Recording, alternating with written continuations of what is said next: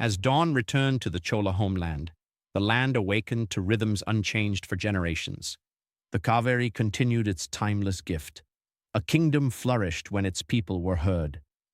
Before offering direction, Vijayalaya chose to understand the voices of those whose hands sustained the land. The prosperity of the Chola homeland was written across its fields.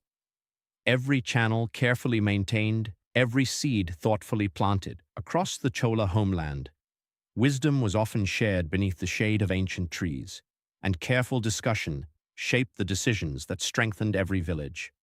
The prosperity of the Chola homeland extended beyond its fertile fields, skill of its artisans, the dedication of its merchants. The prosperity of a kingdom was shaped not only in its fields and markets, but also in the quiet workshops where skilled hands transformed simple into objects of lasting value. Its leadership often revealed itself through the smallest decisions. By preserving a single canal, Vijayalaya's livelihoods and future of the villages that depended upon its waters, harvests, waterways, and village affairs were carefully recorded, ensuring that knowledge could guide each generation. Knowledge found its true purpose only when it guided wise decisions.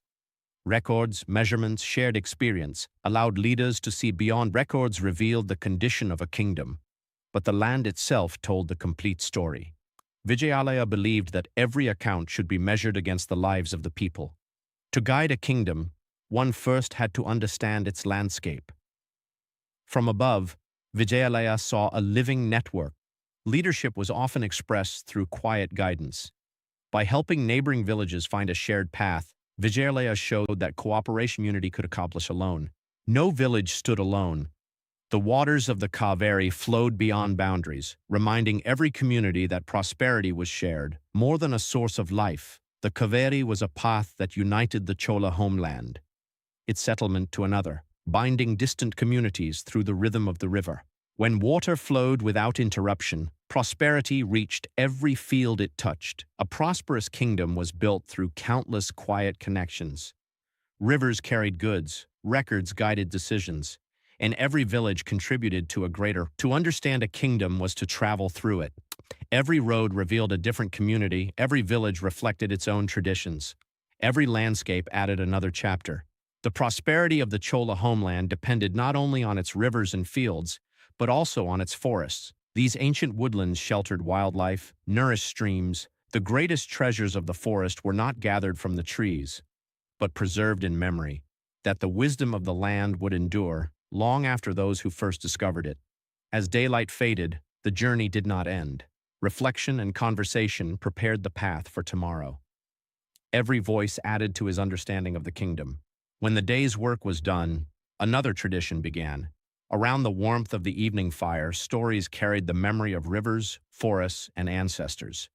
Long before written maps guided distant journeys, the night sky offered a constant point of reference.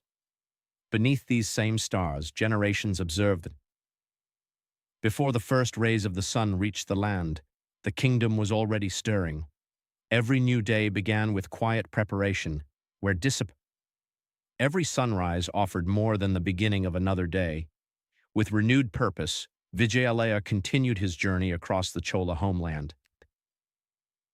At the edges of fertile fields and ancient forests, frontier settlements brought together people, skills, and resources from many directions. Every community held its own experience, and every voice added to the understanding of the kingdom.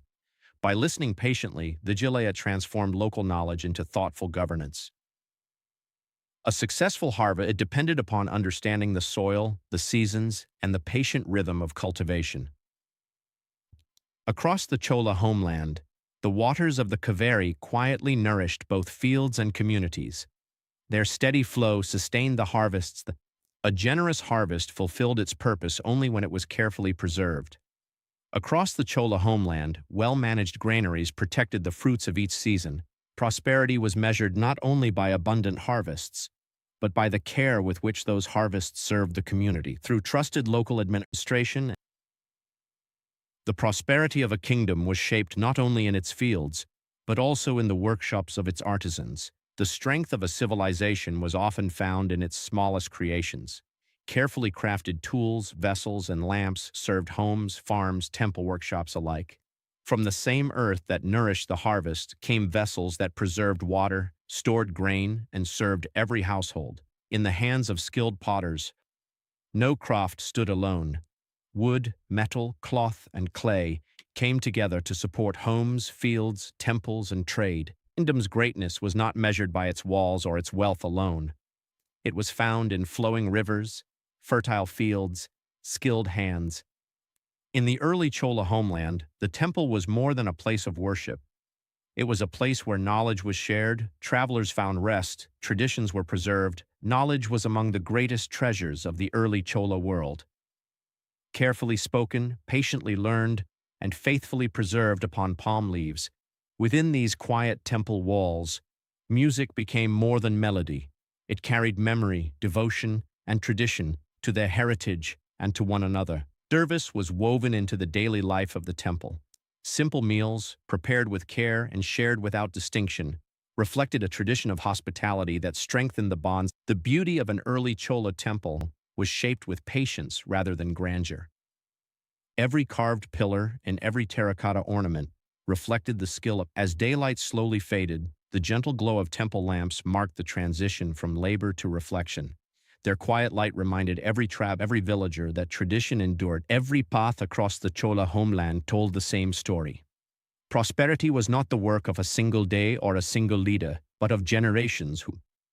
From this quiet hill, the Chola homeland revealed itself as a single living tapestry. Rivers nourished fields, villages sustained traditions. With the arrival of a new day came new understanding.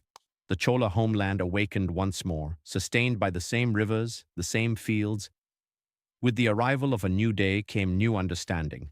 The Chola homeland awakened once more, sustained by the same rivers, the same fields. Every morning began with familiar purpose. Across the Chola homeland, the first light of day was greeted not by ceremony, but by quiet dedication. The strength of the Chola homeland quietly through its waterways, guided with care across fields and villages, protecting these lifelines of future itself. Each new day began with familiar purpose.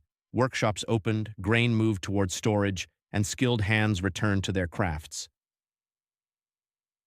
The strength of a civilization could be seen not only in its fields and waterways, but also in the care with which its spaces were built. Prosperity was measured by the steady exchange of skill, effort, and trust. Each marketplace reflected the quiet cooperation of farmers, artisans, merchants. Every road, every bridge, and every canal linked more than places. They connected communities, carried harvests, and brought people together. Seen from above, the Chola homeland was more than a collection of villages and fields. It was a living civilization,